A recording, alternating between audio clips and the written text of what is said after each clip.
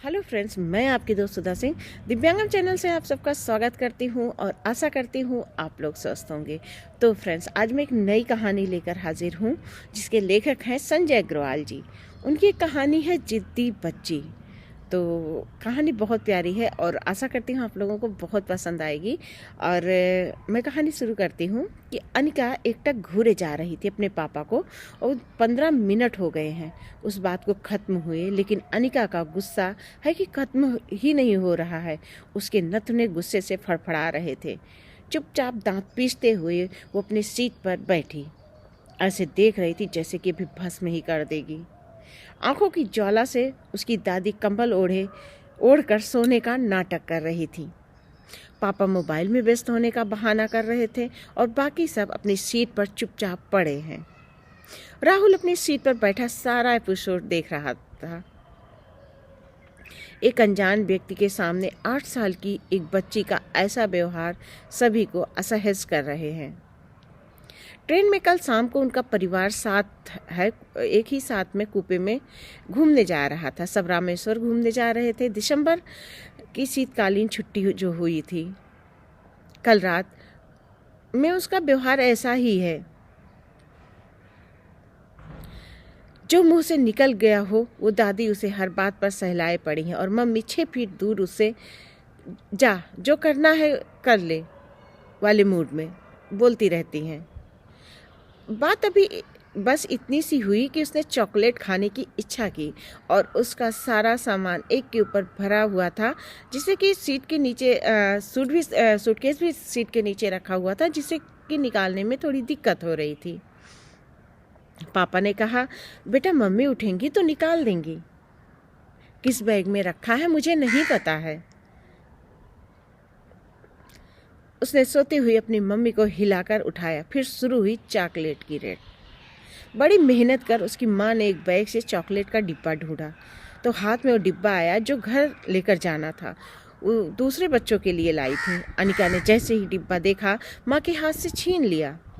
उसकी माँ कहती रह गई, मैं खुला हुआ डिब्बा दे रही हूँ, इसे घर लेकर जाना है और मैंने इसकी पैकिंग करके रखी हुई है।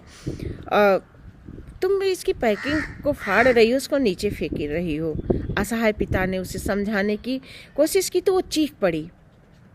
निहायत सीधे साधे ग्रामीण परिवार के लोग, जिनका बेटा शायद किसी बड़े शहर में नौकरी करता है, बेटी को उसकी दादी को अपनी तरफ से खींची और बोली, मोड़ बेटी।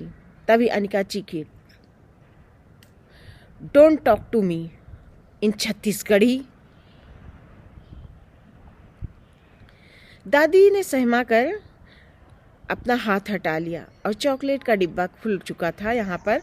और अनिका का छोटा भाई जो उसे बड़ी उम्मीद से देख रहा था, उसकी तरफ निहार रहा था, लेकिन अनिका चॉकलेट खाए जा रही थी, उसे उससे कोई मतलब नहीं था। पापा ने कहा, बेटा खुला वाला डिब्बे से ले लो, इसे मत खराब करो बस। चॉकलेट का पूरा डिब्बा जमीन पर बिखर पड़ा। अग्नि नेत्रों से उनको घूरती हुई अनिका सबके आकर्षण का केंद्र बनी हुई थी। बाजू वाले कूपे के यात्री खामोशी से सब कुछ देख रहे थे। गुस्से से भरी अनिका अपने दादी को हाथों से मारने लगती है। ये देख उसके दादा उसे उठाकर ऊपर की सीट पर बैठा देते हैं। वो ऊपर सबकी तरफ पीट करके लेट गई और कोच में किसी के मोबाइल में गाना बज रहा था, परी हूँ मैं मुझे छूना ना। तो ये सर की कहानी है, संजय अग्रवाल सर की। और इस कहानी से हमें एक सीख मिलती है कि ये तो एक छोटी सी बच्ची की कहानी थी जो जिद कर रही थी और उसके माँ बाप उसकी जिद पूरी कर रहे थे। लेकिन हमें सावधान होने की यही ज़रूरत पड़ती है। जब हमारा बच्चा जिद करता है तो हम उसकी सारी जिद पूरी करते हैं, और जब वो बच्चा बड़ा हो जाता है और जिद्दी हो जाता है तब उसे हम कहते हैं कि बदतमीज़ हो गया है, इसे कुछ समझने की ये कोशिश नहीं करता है। ये लड़के हो या लड़की, ये सबके ऊपर ही लागू होती है ये बातें। तो हम क्या करते हैं यहाँ पर, हम पेरेंट्स ही अपने बच्चों को बढ़ावा देते हैं। हमारी बच्ची जो छोटी होती है तो ये होता ना कि अरे ये हमारी बेटी है, ये जो करना चाहती है कर ले। बाद में ससुराल में इसे दुखी उठाना है, ससुराल में इसकी सबकी सुनना, ये थिंक हम अपने मन में रखते हैं और बेटों से ज़्यादा बेटियों को प्रेम देते हैं। अच्छी बात है, बेटों से ज़्यादा आप बेटियों को प्रेम देते हैं, ये अच्छी बात है, लेकिन साथ साथ उन्हें संस्कार भी दीजिए। प्रेम के साथ उन्हें अच्छा बुरा गलत सही सब समझाइए। ये नहीं कि उनकी हर जिद पूरी करके हर ख्वाहिश आप पूरी कीजिए, लेकिन उन्हें ये समझाते हुए कि बेटा ख्वाहिशें आप जितनी ज़्यादा करोगी वो उतनी ही बढ़ेंगी। उन्हें समझौता करना भी सिखाइए। आप अपने बच्चों को बस जो है उनकी जिद पूरी करते हैं, उन्हें सिखाते नहीं कि हमें कोई भी चीज़ बांट के खाना चाहिए या हमें जिद नहीं करना चाहिए। कभी कभी परिस्थिति हमारे साथ नहीं होती है, कभी कभी चीज़ें अवेलेबल नहीं हो पाती हैं, तो कभी कभार उस चीज़ के लिए जिद भी नहीं करना चाहिए। पर हम अपने बच्चों को ये चीज़ें सिखाना भूल जाते हैं। आज ये छोटी सी बच्ची जो एक चॉकलेट के लिए जिद करके अपने पूरे घर को परेशान कर रही है, कल जब ये बड़ी होगी तो किसी ऐसे ही बात के लिए जिद करेगी जिससे आपका पूरा परिवार परेशान होगा। लड़की हो या लड़का, हमें बच्चों की जिद माननी चाहिए, अगर तो उन्हें समझाना भी चाहिए। बच्चे इतना जिद करें वहाँ पर आपको उन्हें डांटना भी चाहिए। ऐसा नहीं होता है कि आपने बच्चे को परवरिश दी, आप उन्हें बड़ा कर रहे हो, अगर आप उन्हें डांटोगे नहीं, उन्हें समझाओगे नहीं, तो वो एक अच्छा भविष्य अपना नहीं तैयार कर पाएंगे। हमें हमारे बच्चों को डांटना भी पड़ता है, मारना भी पड़ता है, समझाना भी पड़ता है, तभी वो जाकर अपना एक अच्छा भविष्य निर्माण करेंगे। जब आप उनकी ज़िद पूरी करते हो ना, तो उन्हें ये लगता है कि कोई चीज़ इम्पॉर्टेंट, वो कोई भी चीज़ कठिन नहीं है, कोई भी चीज़ जो है ऐसा नहीं कि उन्हें नहीं मिलेगा। अगर वो जिद करेंगे तो उन्हें सारी चीज़ें मिलेगी, वो उस चीज़ की इम्पॉर्टेंस भूल जाते हैं। लेकिन जब उन्हें वही चीज़ें प्रॉब्लम थोड़ा सा क्रिएट कर दीजिए, थोड़ा मुश्किल पैदा कर दीजिए, वो मांग रहे हैं तो मना करना सीखिए। अगर आप मना करेंगे 1-2 बार 3 बार, तो फिर उन्हें समझ में आएगा कि मेरी जिद यहाँ नहीं चलेगी, मैं इसे प्यार से मांगूंगा या अच्छे से मांगूंगा तब मुझे मिलेगा। और ये बातें लड़का और लड़की दोनों पर लागू होता है। आजकल घर टूट रहे हैं क्योंकि हमारी लड़की को प्रॉब्लम हो रही है, हमारे लड़के को प्रॉब्लम हो रही है, बहू अच्छी नहीं आई है, दामाद हमारा अच्छा नहीं है। क्यों? हम जब किसी के पास रहते हैं कि कहीं जाते हैं, एक छोटा सा उदाहरण है, अगर आप एक पेड़ उखाड़ के किसी और जगह बैठाते हो और उसे प्यार से या उसे खूब अच्छे से उसकी केयर नहीं करते हो, तो वो पेड़ कभी भी फूल और फल नहीं देगा। ठीक उसी तरह हमारी ज़िंदगी होती है।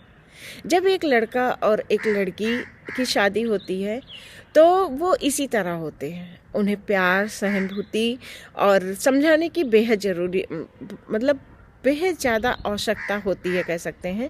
और अगर हम उन्हें अच्छे से समझाएं कि ज़िंदगी इसी तरह होती है, ज़िंदगी में हर चीज़ जिद नहीं होता है, ज़िंदगी में हर चीज़ ज़िंदगी में हमेशा उतार चढ़ाव बना रहता है, तो हमारे बच्चे ये समझने की कोशिश करेंगे। लड़का अगर जिद पे आ गया कि नहीं ये लड़की नहीं सही है मेरे लिए, शादी के बाद भी वो किसी बात के लिए जिद करने लगा, तो आप उसकी जिद में हाँ मिलाते हो।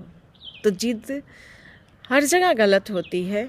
आप कोई किसी भी चीज़ की जिद मत कीजिए, उन्हें समझाइए, चाहे वो छोटा बच्चा हो चाहे बड़ा बच्चा हो, चाहे छोटी बच्ची हो चाहे बड़ी बच्ची हो।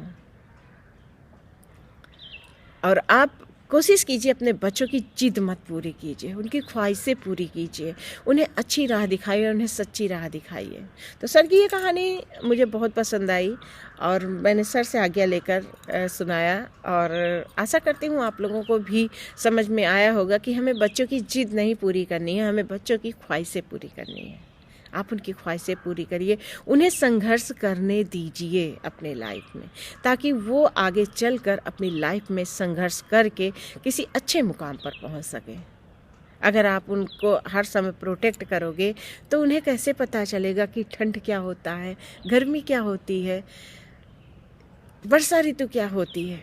उन्हें झेलने दीजिए थोड़ा, आप उनका सहारा बने रहिए।